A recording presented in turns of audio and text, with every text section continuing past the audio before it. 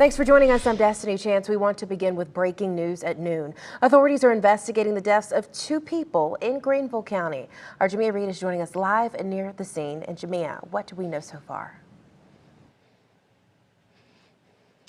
Yeah, Destiny, the Greenville County Sheriff's Office is investigating the death of 2 people at a home in Greer. Right now, deputies and forensics are on scene. Around 7:40 this morning, Greenville County Communications got a 911 call from a child to a home on Windy Oak Way, reporting the sound of loud popping noises from the home.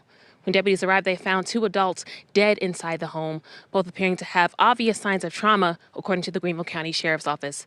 The investigation is in its early stages, and the Sheriff's Office is working with the Coroner's Office to gather more information. We will continue to bring you updates on this investigation as we learn more. Live in Greer, Jamia Reed, WYFF News 4.